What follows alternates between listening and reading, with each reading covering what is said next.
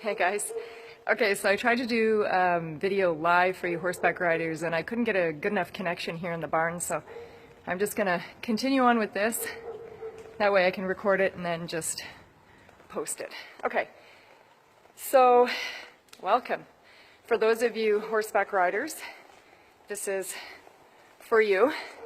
My name is Sandi and I am a fitness instructor, personal trainer, and co-owner of Body Balance Fitness Studio in Winnipeg. I am out at Sandy Lane Stables right now, and I just finished an hour and 15-minute ride, and we were working on a lot of stuff. I'm a little bit out of breath because, you know, those of you riders know that riding is not just, you know, jumping on your horse and just going. He's not just doing all the work.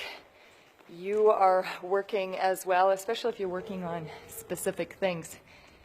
So my question to you is, are you a fit rider?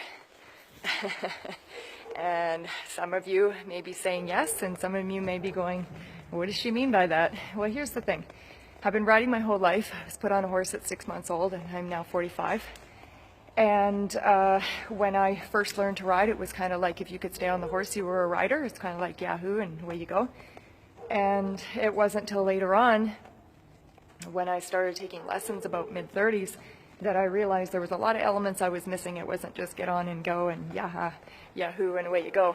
It was learning leg pressures and not just neck reining, but, you know, a single rein and double reins and holding them in the bridge position and collection and flexion and counterflexion and, you know, loping off and, you know, jog, trot and canter and, you know, just learning all the gaits and learning the proper buttons, right? You know what I mean.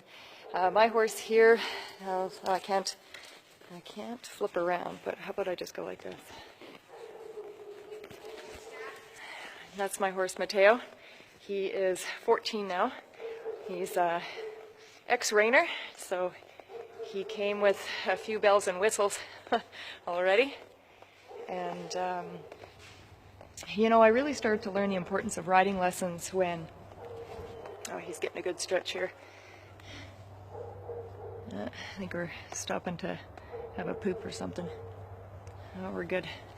Okay, so anyways, I am not a competitive rider, I'm a trail rider, and I noticed the importance of, or how important it is to be riding your horse correctly and being as fit as you can be, and having him use his body correctly as well.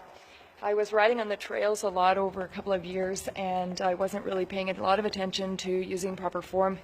And, you know, he went backwards in a lot of, you know, him being able to bend and be smooth and supple. So he lost that, and so we've been busy getting that back. So it just goes to show you, no matter what, if you're reining or cutting, you're into English or Western, you're jumping, you're doing Western pleasure, you're on the trails, it doesn't matter. You need to be fit, and your horse needs to be fit.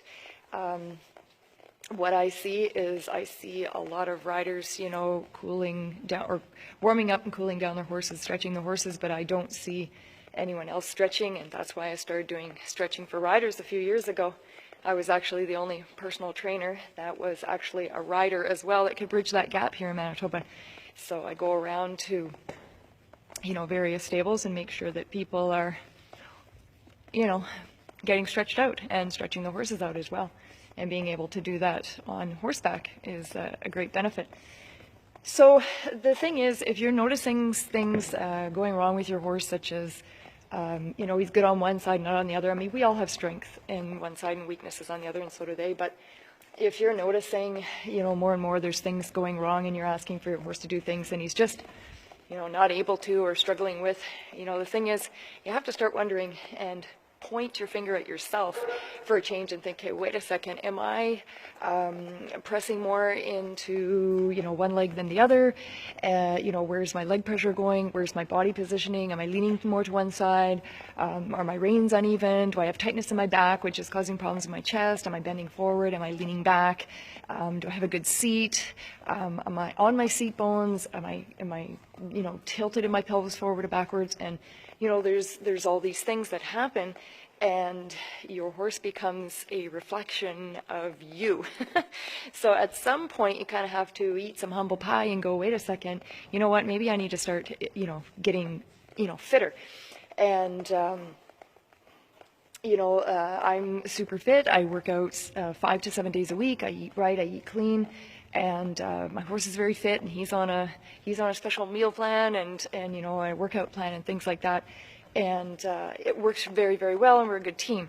If you're finding that you're not so mixed with your horse and you're not moving well together, you have to start looking at is it just him or is it you? Do you need to be doing leg strengthening exercises? Do you need to be doing chest opening exercises? Do you need to be doing upper body exercises because you're having a hard time keeping your body in position? Is your core strong?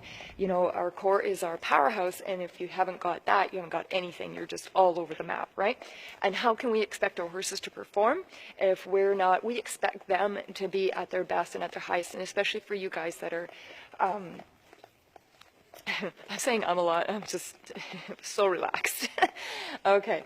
So if you expect them to be performing, you know, you're running barrels, you're jumping, you're doing Western pleasure, you're cutting, you're reining, and you expect them to be at their best, well, why wouldn't you be at your best? So think about it. If you're carrying around an extra 10, 15, 20, 30, 40, 50 pounds, think about that. Your horse is carrying around that extra weight as well, and you wonder, okay, well, maybe he could be performing better. Well, yes, maybe he could be performing better if you were performing better and you were in your tip-top shape. So, you know, if there was 10 pounds less, or, you know, if you were stronger in your legs or stronger in your upper body or stronger in your core, and you're keeping yourself centered, and then he's able to keep himself centered, right?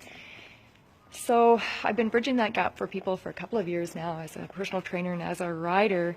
So I'm here to help you. So let me know if you have any questions or you'd like to kind of get a program going, you know, for yourself to become a stronger rider.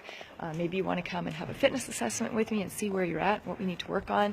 I have so many options. You can come to my studio. You can, I can give you stuff for at home, and you know, it can mean all the difference in the world.